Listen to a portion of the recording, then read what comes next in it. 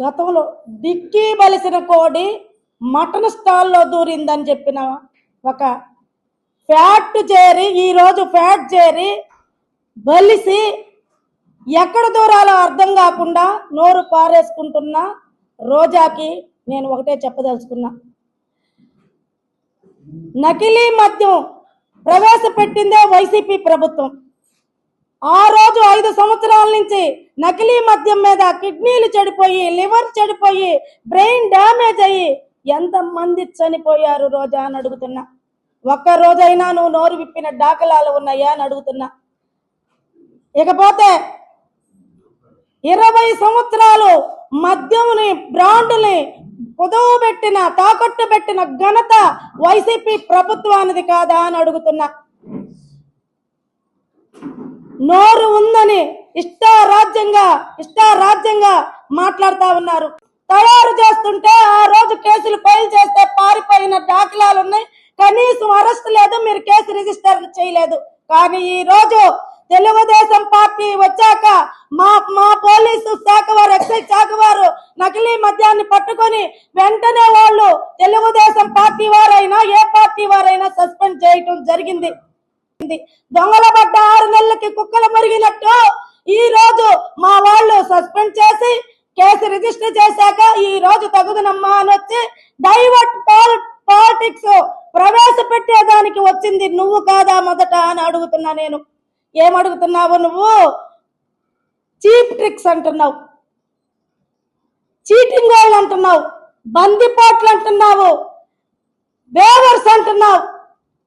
నీకు ఫ్యాట్ బలిసి తిరుమల వెంకటేశ్వర స్వామికి VIP దర్శనాలకు పంపించి దోచుకున్నదంతా తిని కొవ్వెక్కి ఆడుకుందాం ఆంధ్ర అనే ప్రోగ్రామ్ లో కొన్ని వేల కోట్లు దోచుకొని బలిసి ఈ రోజు ఇష్టానురాజ్యంగా మాట్లాడుతున్నావు. మాకు కూడా ఉంది, ఓసే అని నిన్ను అనగలము, ఏ రా జగన్మోహన్ రెడ్డి అని అనగలము. కానీ మా అధినాయకుడు ఒకటే మాకు సంస్కారం చెప్పాడు, మేమెవరిని కూడా ఏమి మాట్లాడదలుచుకోలేదు. మేమంటున్నాం, మీరు ఇక్కడ మాట్లాడుతుంటే మేము దులిపేసుకొని వెళ్ళిపోతున్నాము అంటున్నారు కొంతమంది. మేము దులిపేసుకొని వెళ్ళటంలో నిమ్మకి నీరెత్తినట్టు ఉండట్లేదు. మేము అభివృద్ధి పదంలో దూసుకెళ్తున్నాము. మా అధినాయకుడు వాళ్ళు అయితే నీచంగా ప్రవర్తించి వెధవ మాట్లాడి ప్రజలతో చిత్కారం చేయించుకున్నారు.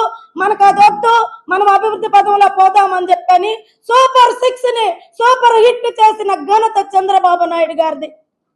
ఈ రోజు గూగుల్ కంపెనీ వస్తుందని డైవర్ట్ పాలిటిక్స్ మొదలుపెట్టి ఏంటి నారావారి నకిలీ మద్యం, నారావారి నీ భాషలో చెప్తున్నా SANKS నా సంక ఇలా చెయ్యందే ఈ రోజాకి నిద్ర పట్టదు. నువ్వు మాట్లాడుతున్నావు, పునాది నీకు ఎక్కడి నుంచి వచ్చింది? ఆ రోజు చంద్రబాబు నాయుడు గారి భిక్ష దగ్గర నుంచి వచ్చింది. ఈ రోజు చంద్రబాబు నాయుడు గారిని ఒరే అని మాట్లాడుతున్నావు, నారావారి నకిలీ మద్యం అని మాట్లాడుతున్నావు. జగన్మోహన్ రెడ్డి రక్త చరిత్ర, జగన్మోహన్ రెడ్డి బాబాయ్ గొడ్డలి వేటు, జగన్మోహన్ రెడ్డి కల్తీ మద్యం, జగన్మోహన్ రెడ్డి ప్రభుత్వంలో దోచుకున్నది రంగులు మీ ముఖానికి తప్పితే ఎన్ని అక్రమాలు చేశారు? ఒక్కటైనా అభివృద్ధి పని చేశారా అని నేను అడుగుతున్నా. ఇకపోతే ఏంటి, తెలుగుదేశంలోకి వేమిరెడ్డి ప్రభాకర్ రెడ్డి గారి దంపతులు కోటమిరెడ్డి శ్రీధర్ రెడ్డి గారు చేరలేదా అని అడుగుతున్నారు. వచ్చారు. వాళ్ళు మిమ్మల్ని ద్వేషించి మీ అన్యాయాలు సహించలేక, మీ అక్రమాలు భరించలేక, మీ బూతులు వాళ్ళు వినలేక మంచి ప్రభుత్వంలోకి వాళ్ళు వచ్చారు. ఎలక్షన్కి ముందు ప్రజలు మమ్మల్ని గెలిపించారు, నియోజకవర్గాల్లో అభివృద్ధి పనులు చేయాలి. ఈ దరిద్రం వైసీపీలో ఉంటే ఈ నీచమైన జగన్మోహన్ రెడ్డి ఇలాంటి బూతులు మాట్లాడే రోజా, పేర్ని నాని, కొడాలి నాని, వల్లభనేని వంశీ ఈ అదవులన్న దగ్గర మేముంటే మాకు కూడా ఈసారి ప్రజలు దగ్గర మంచి పేరు లేదు, మేమేదో ప్రజలకు సేవ చేయాలని వచ్చాము అని మిమ్మల్ని ద్వేషించి తెలుగుదేశంలోకి వచ్చారు. ఇక నేను మాట్లాడుతున్నా, రోజా నీకు పొంగూరు నారాయణ గారి గురించి మాట్లాడే అర్హత ఉందా అని అడుగుతున్నా. నేను ఆయనకి రాజకీయాల్లోకి రావాల్సిన అవసరం లేదు. ప్రత్యక్షంగా పోటీ చేయాల్సిన అవసరం లేదు. ఆయనకి ఎవరైనా సరే మంత్రిగా గాని రాజ్యసభ గాని ఇస్తారు. ఇస్తే ఆయన సొంత నిధులతో రాష్ట్రానికి ఎంతో కొంత చేస్తూ తన సొంత నియోజకవర్గానికి సేవ చేసే దృఢ సంకల్పంతో వచ్చారు. నెల్లూరులో నువ్వు మాట్లాడుతున్నావు అంత కూడా ఏంది మర్డర్లు చేస్తాడా? ఒక్కసారి నువ్వైనా చెప్పమ్మా, మమ్మల్ని గో హెడ్ అనమను, ప్లీజ్ గో హెడ్ అనమను. ముందు నీ నోటి మీద ఓతలు పెట్టేస్తాం. తర్వాత నీ పోర్షన్ ఇంకొకటి తీసుకున్నారు శ్యామల. అయితే ఆమె ఎక్కడ వచ్చేసి నాకు అడ్డం అనేసి నువ్వు బాయ్ బాయ్ అని చెప్పి కర్చీఫ్ చెన్నైలో పడేసి మళ్ళీ ఈ సీటు ఉండదేమోనని మళ్ళీ ఇక్కడికి వచ్చావు. నీ కర్చీఫ్ వేసేదానికి నువ్వు వచ్చావు కాబట్టి ఏదో ఒకటి వాగాలని చెప్పని వాగుతా ఉన్నావు. ఈ రోజు కూడా మంచి మనుషులు, మంచి ప్రభుత్వం కాబట్టి మహిళల జోలికి పోకుండా, మమ్మల్ని దుర్భాషలాడమని చెప్పకుండా, మీ మీద దొంగ కేసులు పెట్టకుండా భరిస్తున్నారు. వాళ్ళ మంచితనాన్ని చేతగానితనంగా తీసుకుంటే ఇక రాబోయే రోజుల్లో అధినాయకులు గమ్ముగున్నా గాని ఆడవాళ్ళు గమ్ముగా ఉండమని చెప్తున్నా. నువ్వు చెప్తున్నావు మహిళలకు అండగాను నకిలీ మద్యం లేకుండాను దానికోసం గాని మేము ప్రజల ముందుకు వస్తాము, మాకు మహిళల మద్దతు తెలపాలని ఒక ర్యాలీ నిర్వహించి ఎక్సైజ్ వాళ్ళకి ఒక లెటర్ ఇయటము, రాజశేఖర్ రెడ్డి కాడకు పోయి వినతి పత్రం ఇయటము జరగబోతే పోలీసు వారు ఆపారని పేరుని నాని మాట్లాడుతున్నాడు. నేను అడుగుతున్నా, రాజశేఖర్ రెడ్డి ఆత్మ ఎక్కడున్నా క్షోభిస్తుంది.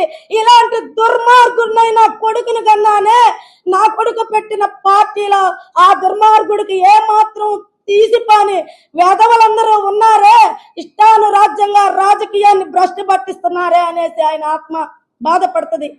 మీకు తగుదనమ్మా అని డైవర్ట్ పాలిటిక్స్ చేసేదానికి అభివృద్ధిలో ఆంధ్రప్రదేశ్ పోతుంటే మీరు ఏదో ఒకటి బురద జల్లేదానికి మీరు ప్రయత్నం చేస్తుంటే ప్రజలు ఎవరు గాని నమ్మరు.